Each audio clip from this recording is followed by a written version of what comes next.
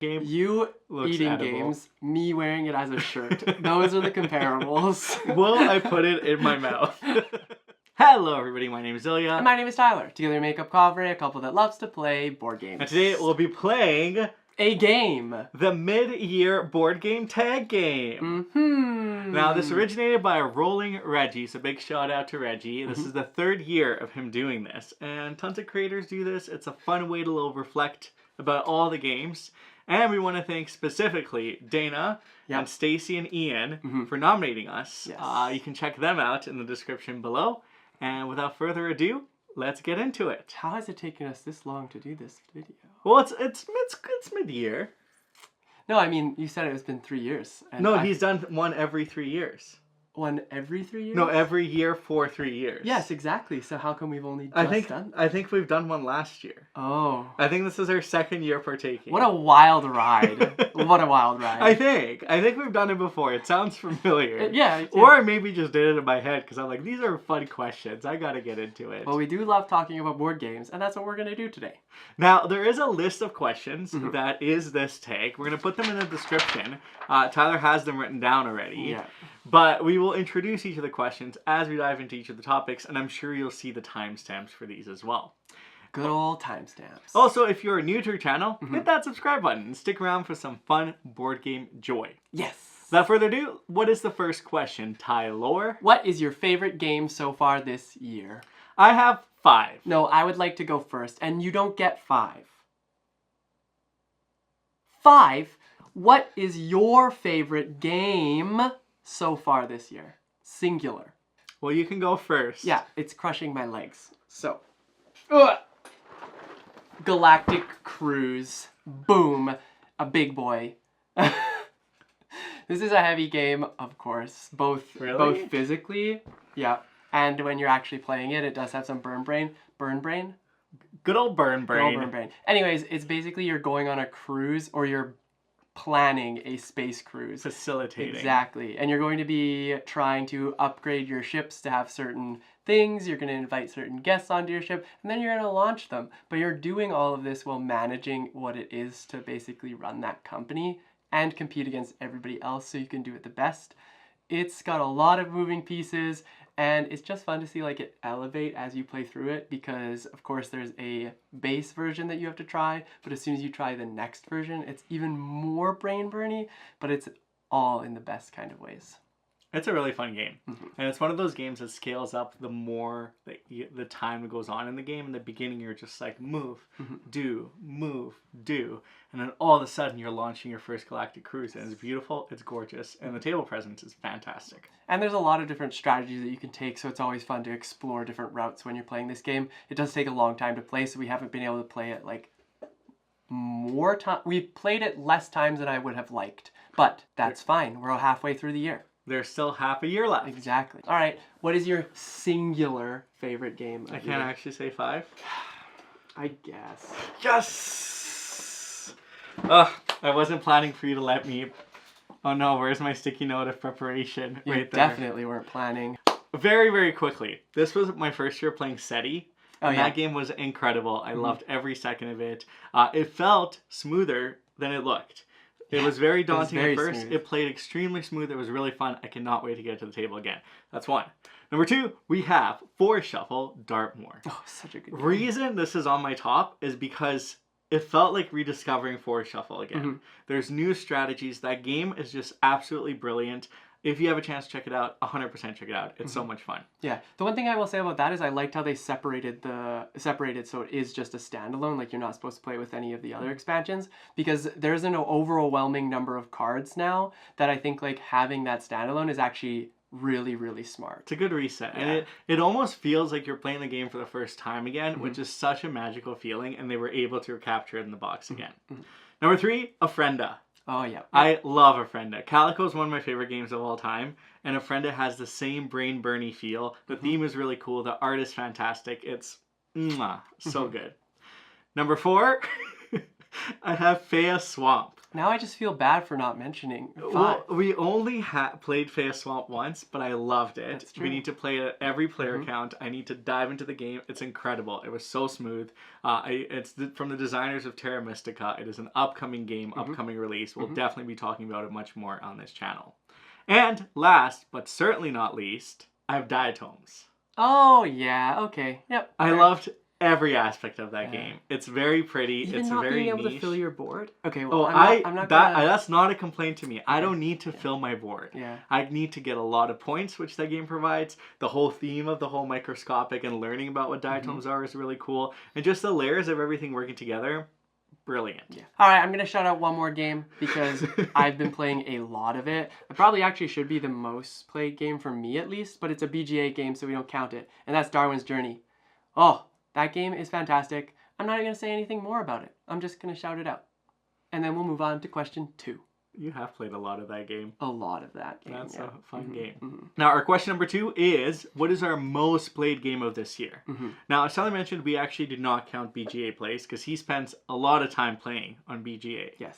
I cannot play BGA because my brain does not work. Live. Asynchronous. I don't think I even like live. No, we did it a couple times. I don't think I liked it. I like my board games played on the table. Anyways, that being said, our most played game is actually the same game, so we'll just talk about it together. Fellowship of the Ring, the trick-taking game. How can you not love this? It's a fantastic implementation of trick-taking in the Lord of the Rings universe, where you take on the characters, the game scales up, there's a story, there's new objectives. There's so much in this little box, and the box is shiny. Yes, yeah. And it's signed by the designer.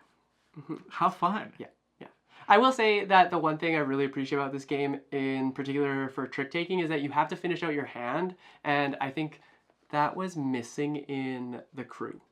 And I think that was that's like what this vibe gives me, is it's very much the crew, but with a different theme, and I really enjoyed it. The other thing I'll say about this question in particular is, although we've played this the most, it doesn't necessarily mean we spent the most time on it, because our plays count basically like the mission that we were on, and that's like a single play. So often with our stats, you'll see that a lot of the games that we've played a lot of are actually like small box card games.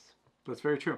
And we have an ambitious goal this year of playing 365 different games. That's true, yeah. So that also definitely contributes to all of that. But if you're curious about any of that, definitely check out our monthly videos, recaps of the month before. One's coming up soon. Well, actually, no, in August, but for July. It is. All right, third question is, what is your biggest surprise game this year? Do you want to go first, or do you want me to go first? I can go first. All right. So my biggest surprise game of this year is Whispering Woods. Now, why is this a surprise? Well, let me tell you. 2 reasons. First, the tiles in this game are so chunky. Are thick. They're the chunkiest tiles I have ever seen in the game, and I love it. Yeah. The second part is, I read the rulebook and I knew what I was signing up for when we first got this game. Yeah. I was really excited to try it. I was most surprised by how much this hurt my brain. Yeah. Because it's a new type of spatial awareness that I feel like I have not experienced before. Yeah, the pattern. Because you're essentially planning to move your animals through the tiles, through the colors that they need in order to fulfill objectives. But as you do this, objectives disappear and you can use new ones. Like there's so many layers in how far you can think ahead, and you just feel so smart when it works. Yeah. But most of the time it won't work. Most of the time you're going to be like, why did I put that there? And I feel like every time we've played that, I've made a mistake and I've tried to learn, but it just feels so good. It's like one of those strange combo games where like everybody is kind of going for that really big combo, because you'll score more points the more objectives you're able to fill on one single turn. But you also have to be very cautious of that, because around the table, like you can get a really low score if you aren't able to pull off the combo, and then it feels kind of bad when you are, but that's the fun part about it. It always feels bad to lose, but you got to come back and you got to try again. Yeah. And that's my most surprised game of the year. My most surprised is actually a sequel to a game that I kind of enjoyed. What? I really enjoyed it. I thought it was underhyped, but this one in particular I feel like is underhyped even further because I of agree. it. And that's Pyramido Forgotten Treasures. It is a drafting game where you're going to be building up your pyramid. Now, what they've done in this game is really interesting, actually, because I think they've taken the mechanics from the first game and stuck true to those, but also found a way to elevate it, make it cleaner, and make it a different enough game that it's not a second edition. This is not a second edition game. It's a whole other game. Now, you could technically have both of these on your shelf. I think I could confidently say that having both would actually be a lot of fun. But this one just touches the right spots. They cleaned up all the things that I was a little cautious about, and the scoring in it has become a lot better. They introduced a gem, which is basically like another, a mandatory way for you to be able to score the colors that already exist on your board, but it doesn't fault you for not getting the tiles at the very, very end, and that's really kind of what the game came down to. I think at the original Pyramido came down to. This does it better. Forgotten Treasures should be embraced as a embrace treasure instead. Also, King Domino is like a pretty popular game, so I feel like Pyramido should also like hit those spots, and I felt like it kind of felt short, like in the hype. I thought it In would the be hype, more, it should be more popular than it is. I think it should be more popular. I was gonna say, if you're coming for Pyramido, you're coming for me. No. I was really surprised by this, and I thought it would be more popular, especially because of those reasons. That I Play this game. It's really fun. There you go. Pyramido, Forgotten Treasure. All right, question number 4 is what games production / art has impressed you the most? I have it locked and loaded. It is Red Carpet. Nice. So this is an upcoming release. It's about to be released in a couple of weeks from Devere Games, and we saw this game initially at Gamma, and I didn't. You did. I saw it at Gamma Expo, and I wasn't fully sold on it yet, because the whole premise is you're kind of in the old Hollywood age, and people are arriving in their limos, and you're paparazzi trying to take photos of them. Is it based in old Hollywood? I think so. I didn't even think about that. I just thought it was just like a red carpet moment. I think it's older Hollywood. Okay. Because of the art and the that style of like who the celebrities are. But you're paparazzi, you're trying to snap the best picture. And the way you're doing this is with your phone. Yeah. So you're going to play cards to position your little marker where your phone goes. You're going to move the entourage and the celebrities. You're going to call to them so they face you. And you're going to position them so you can see ads in the background. The reason this one stands out in this category for me is because, first of all, the red carpet is a little felt. It is, yes. It's very, very nice.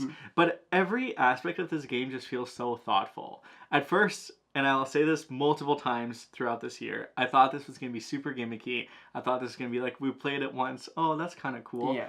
I loved our play of this. Yeah. It was so much fun. We were walking around the table. We were trying to find the right angle to get those celebrities. We were sabotaging each other and turning them around last minute. Yeah, that's true. That was so there was no way they could be seen. But it was just like a really enjoyable game. And the production value and the way that it's packaged is a really prime reason for that.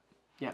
That's Red Carpet. You hit it. Mine we don't actually have a copy of. So I'm going to put that over there. Oh no, how come? Because we reviewed it and then had to hand it on. But it will be coming out, I believe, at Gen Con, right? Soon, I think. So, this game, specifically for the art, I basically would wear a shirt of this, and I'm not much of a graphic tees person, as maybe you have noticed, as I wear a lot of plain tees. So when I say something like that, it's quite high praise. It's Propolis from Flat Out Games. I think the art in this game is phenomenal, but not only that, I think the color choice in this game is particularly bold, and it works so well in my opinion. The vibrant, almost like borderline neon colors just like shine so much and work really well with the theme. So I'm just happy about that. But also in particular it is a smaller box game in the Flat Out game line, and it just packs a lot of punch for what you're getting. I think it's a fantastic game for both people who like worker placement games, but also people who are trying to learn how to play worker placement games.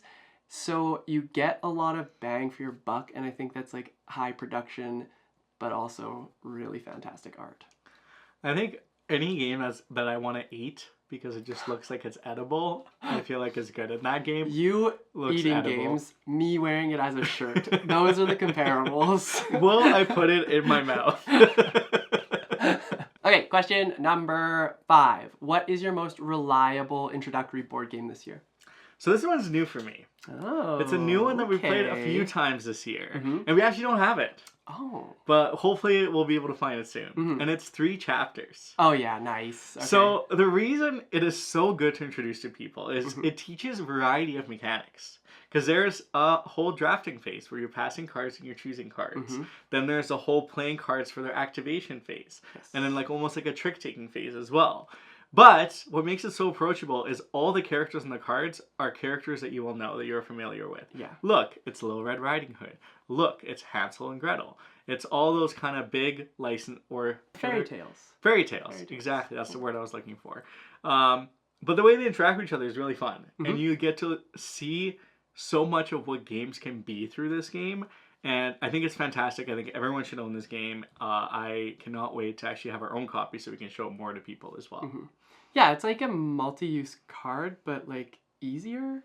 So it's pretty cool because you draft and then you use your cards always.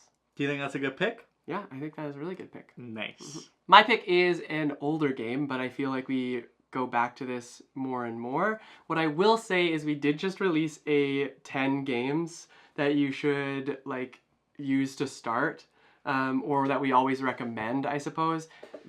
I decided, well, I guess you did too. I decided to choose a game that wasn't from that list. So if you want 10 more, you can go over that video.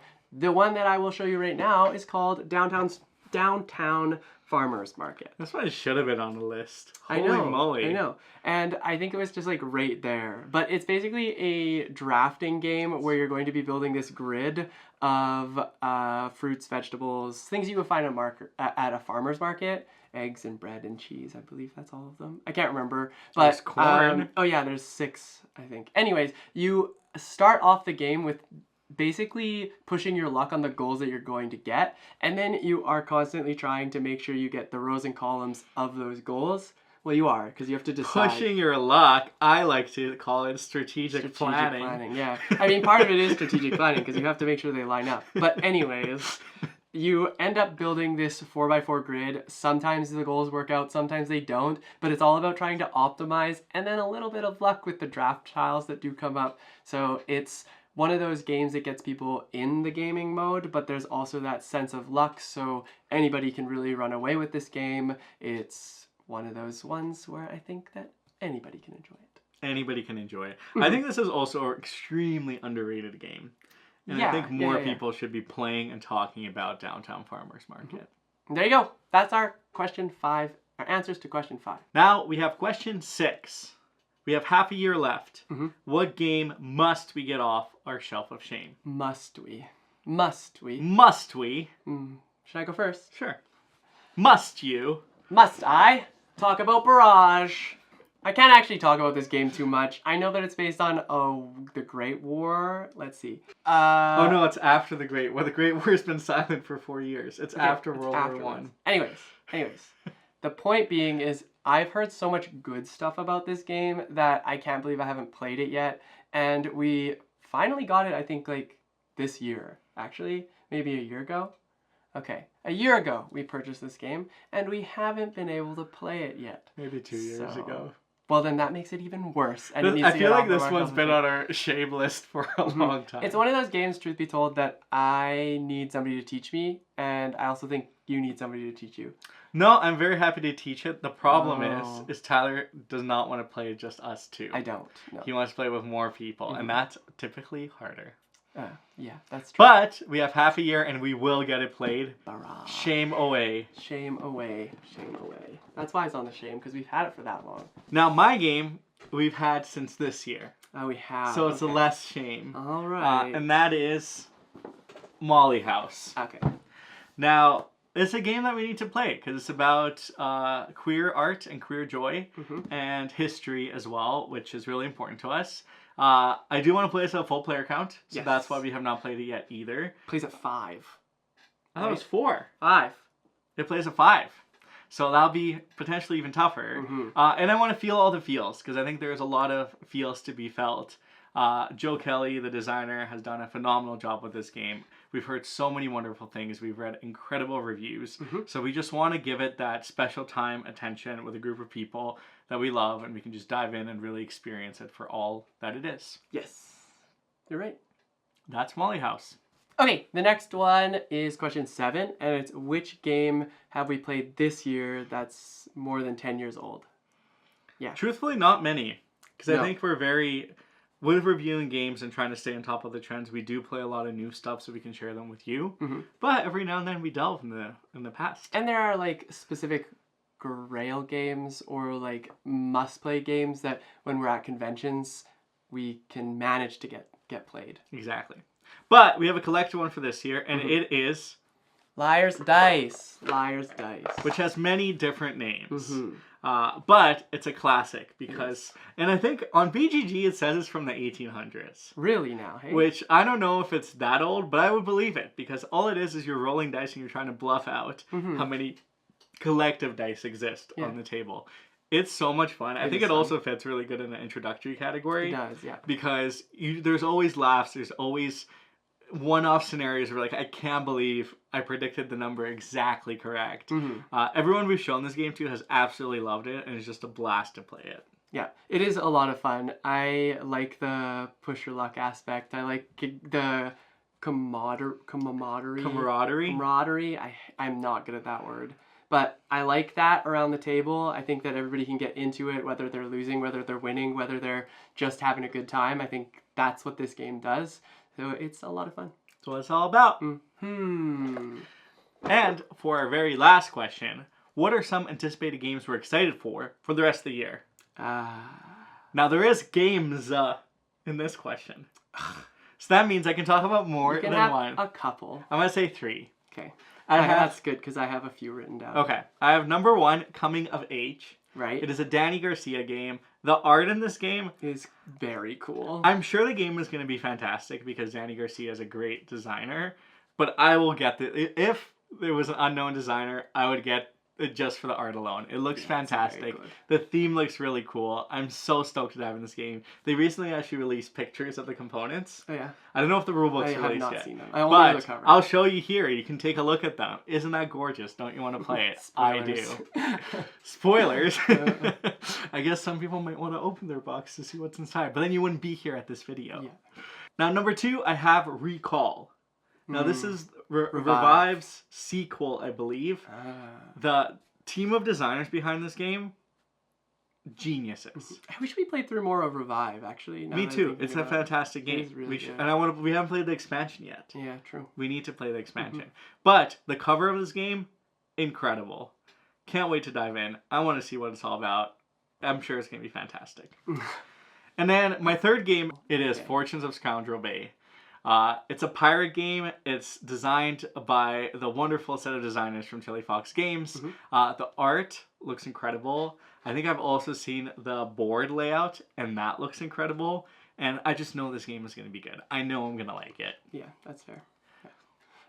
There are 3. There's 4 on my list, but 3 of them I can get out of the way pretty quickly because Ilya's talked about 2 of them, and I've talked about 1 of them. And the first one I'll say is Fea's Swamp. I think that game is fantastic. I'm excited for it to actually come out. I'm excited for other people to be able to play it. So yeah, that like makes me really happy that this is a this year game kind of thing. In the meantime, you can just come to our house and we can play it together. Well, not too many of you, but maybe. Anyways, my other 2 are expansions. So there's a SETI expansion, which Ilya had already talked about SETI with. And there is a Galactic Cruise expansion called Achievements, I believe. So I'm just looking forward to those. I think that they're games that I've really been enjoying. So I'm excited to see what expansions add onto it and what kind of like value, whether or not like they're better with or without kind of thing. I'm excited to like play around with that.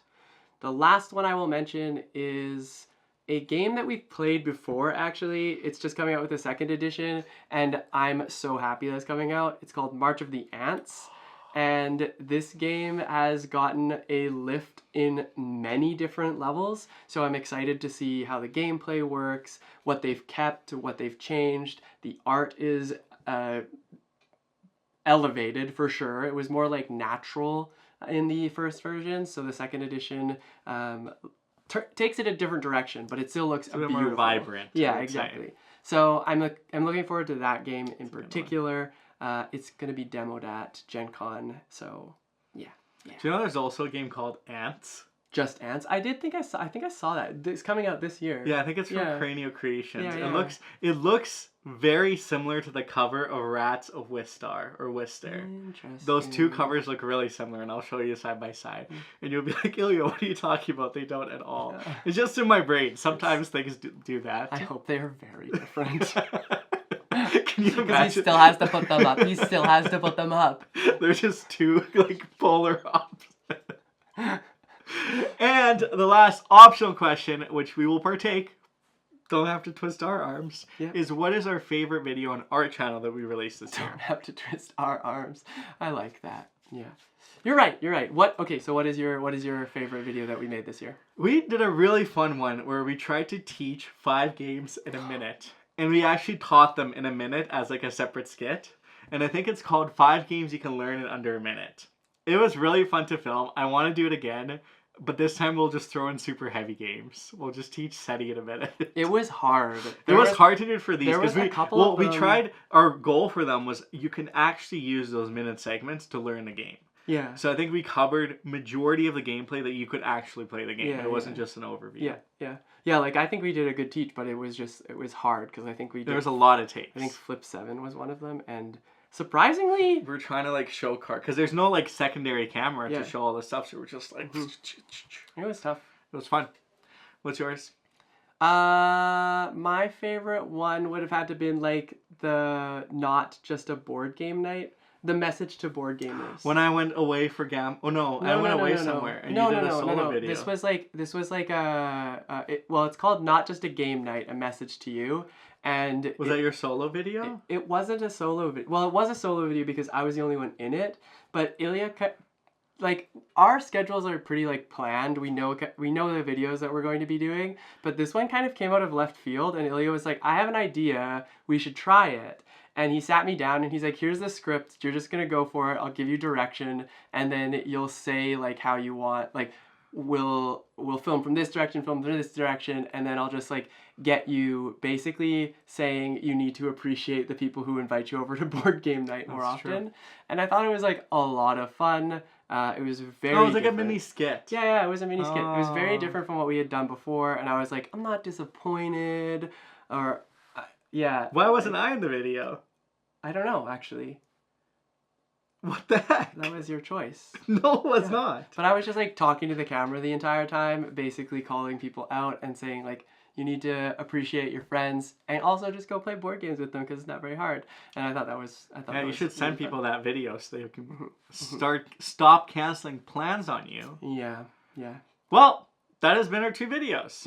Real quick though, I will say that we started making reels and I've been having a lot of fun with that. Well, we haven't started making them. We've been making them for a bit now, but we go on these like little ebbs and flows, and there's been some fun ones that we've been making, and we are in our active short form content phase. It's just because I have also been on board and having a lot of fun. It's fun to be a little goofy, and I think. Do you have a favorite? The Bing Bop Boom Bop. It's just like silly cuts. It looks really fun. It's fun.